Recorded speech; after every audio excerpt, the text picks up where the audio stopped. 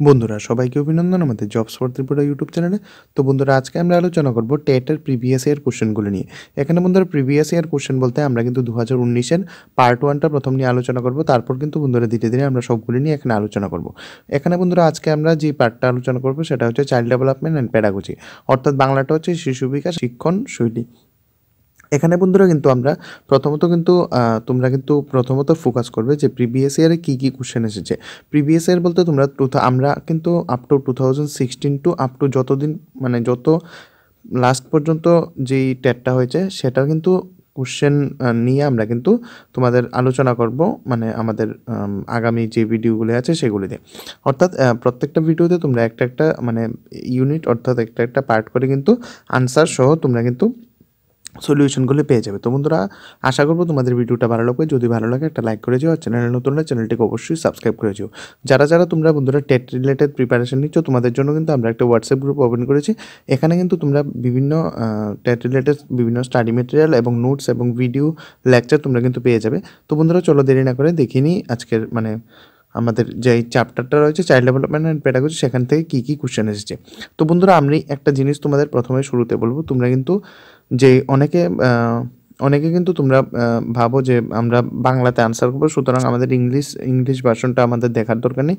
সেটা কিন্তু তোমরা করবে না। তার কারণটা হচ্ছে বন্ধুরা আমি তোমাদের কিছু এক্সাম্পল দেখাবো যেখানে তোমাদের বাংলা তোমাদের যেই অক্ষরগুলি আছে সেগুলি কিন্তু তোমাদের কাছে স্পেলিং করা অনেকটা কঠিন হয়ে যাবে।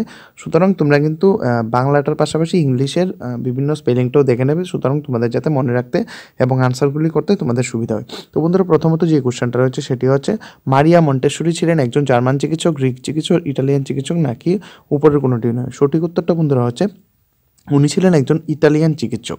তারপর সেকেন্ড যে কোশ্চেনটা রয়েছে সেটা হচ্ছে, দ্বি উপাদান তথ্যের পরিপ্রেক্ষিতে নিচের কোনটি জি উপাদান বৈশিষ্ট্য নয়? এটি সার্বজনীন জন্মগত ক্ষমতা, এটি শিক্ষণপ্রাপ্ত তাই পরিবেশ অর্জিত, এটি সাধারণ মানসিক ক্ষমতা, উপরের কোনোটি নয়। আনসারটা হচ্ছে বন্ধুরা বি নাম্বার, এটি শিক্ষণপ্রাপ্ত তাই পরিবেশ অর্জিত।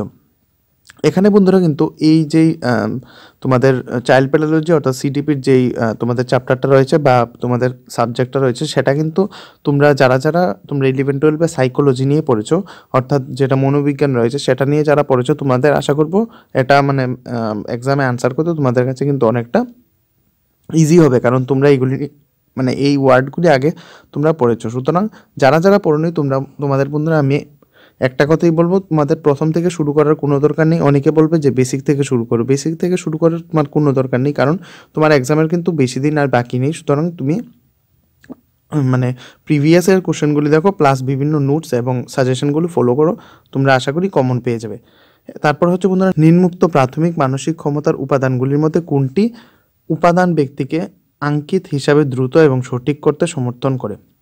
সঠিক উত্তরটা হচ্ছে অপশন সি, সংখ্যাগত উপাদান। তারপর হচ্ছে কার মতানুসারে মানব বুদ্ধি তিনটি মাত্রা যথা প্রতিক্রিয়া, বিষয়বস্তু এবং ফলাফলের দ্বারা গঠিত, যার উৎপাদন বিশ্লেষণের মাধ্যমে নির্ণয় করা হয়? আলফ্রেড বিনে, এল থার্স্টুট, এল থর্নডাইক, এদের কোনোটি নয়। সঠিক উত্তরটা বন্ধুরা হচ্ছে তোমাদের ডি নাম্বারটা, এদের কেউই নয়।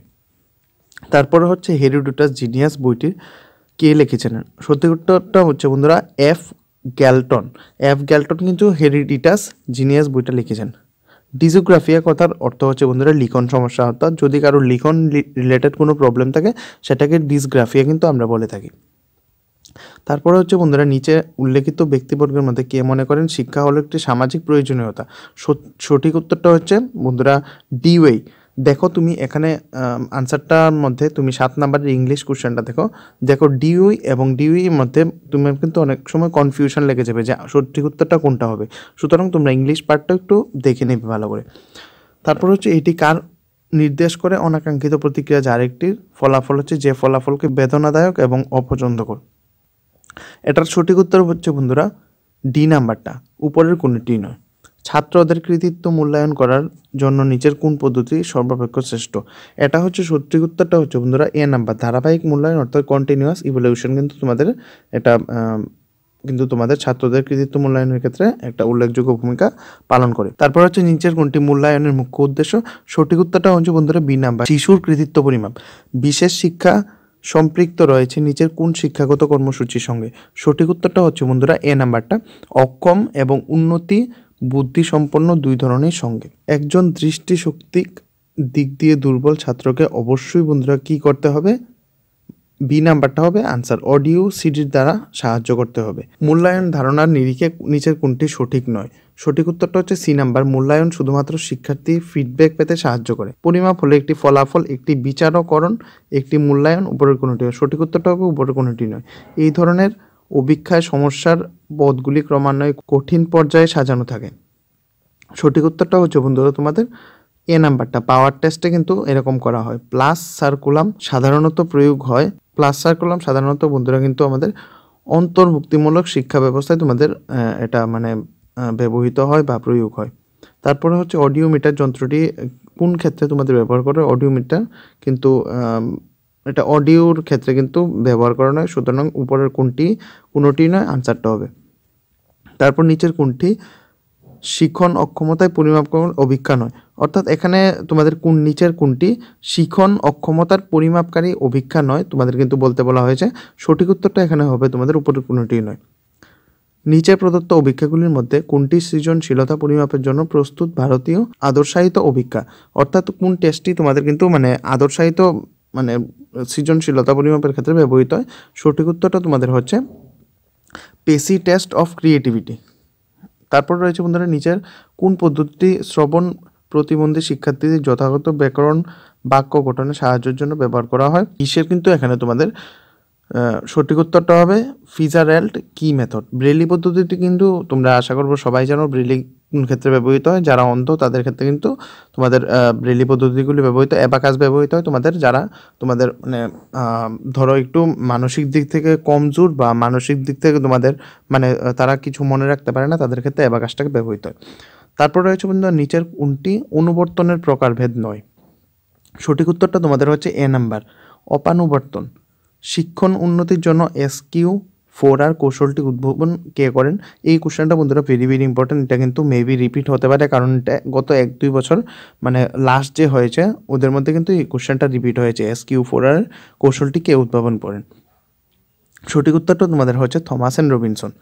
ড্যাশ শিক্ষা এমন একটি ধরনের শিক্ষণ পরিস্থিতি যাতে কোনো প্রথাগত পাঠ্যক্রম, পাঠ্যনির্ঘটন, শংসাপত্র প্রদান করা হয় না, কিন্তু সাধারণভাবে অন্যান্য কর্মকাণ্ডের অংশপ্রাপ্ত হিসেবে ব্যবহৃত। সঠিক উত্তরটা হচ্ছে তোমাদের প্রথা বহির্ভূত।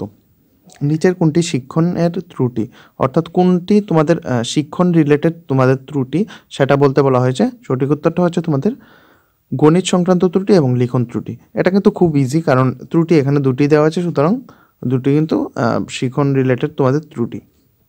পরামর্শদান পূর্বে পরামর্শ গ্রহীতা সবেমাত্র যা বলেছেন তা স্বল্প কথায় কিন্তু পরামর্শ গ্রহীতার বক্তব্যের অর্থ পরিবর্তন না করে বিবৃত করে, তখন তাকে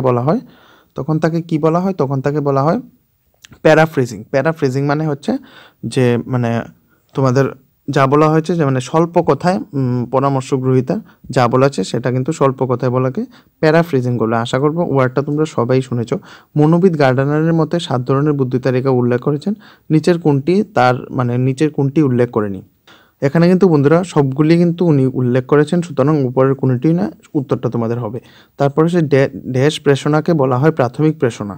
প্রেষণা কি জিনিসটা তোমরা একটু ভালো করে পড়ে নেবে, এটা কিন্তু খুবই ইম্পর্টেন্ট আছে। সঠিক উত্তরটা হবে শারীরিক প্রেষণাকে তোমার কিন্তু প্রাথমিক প্রেষণা বলা হয়। পেশিগত দক্ষতার শিখনের অক্ষমতাকে বলা হয়, এটা কি বলা হয়? এটা কিন্তু বন্ধুরা উপরের কোনোটি নয়, সঠিক উত্তরটা হবে। কাউন্সিলিং শব্দটি এসেছে গ্রিক শব্দ কি থেকে এসেছে? কাউন্সিলিং শব্দটি ক্রাই ডু চ্যাট থেকে কিন্তু কাউন্সিলিংয়ের শব্দটি এসেছে। এই ধরনের পরামর্শদান সাধারণ তাদের জন্য যারা বিদ্যালয় ছুট এবং যাদের সমস্যা মূলত অনেক গভীর। কোনটি এখানে সঠিক উত্তরটা হবে কমিউনিটি বেসড কাউন্সিলিং। তো বন্ধুরা এতটুকুই ছিল তোমাদের 19-এর পেপার 1-এর সিডিপির কোশ্চেন। সো বন্ধুরা আশা করবো তোমাদের কাছে মানে অনেক ইজি হয়েছে। যদি এই রিলেটেড তোমাদের মনে হয় কোনো আনসারটি আমরা ভুল বলেছি, তোমরা কিন্তু আমাদের অবশ্যই জানাবে, কারণ এই আনসারগুলি কিন্তু আমরা নিয়েছি যে টিআরবিটির যে মানে অফিসিয়াল সাইট ওইখান থেকে আমরা নিয়েছি। সুতরাং যদি কোনো ভুল বা ত্রুটি থাকে তোমরা আমাদের অবশ্যই জানাবে, এবং ভিডিওটি যদি ভালো লাগে এবং আমরা কিভাবে আরও ইমপ্রুভ করতে পারবো তোমরা আমাদের অবশ্যই জানাবে। যদি কোনো ভুল বা ত্রুটি হয়ে থাকে ভিডিওতে বা মনে হয় যে দাদা ভিডিওটা মানে ভালো হয়নি এরকম, তোমরা কিন্তু জানাবে, কারণ তোমাদের ফিডব্যাকের উপর ভিত্তি করে কিন্তু আমরা মানে নেক্সট ভিডিওতে ওগুলি মানে ঠিক করে আমরা আপডেট করার চেষ্টা করব। তো বন্ধুরা আশা করবো ভিডিওটি তোমাদের ভালো লাগবে। যদি ভালো লাগে একটা লাইক করে যাও, আর চ্যানেলটি নতুন হলে চ্যানেলটিকে অবশ্যই সাবস্ক্রাইব করে যাও। ধন্যবাদ।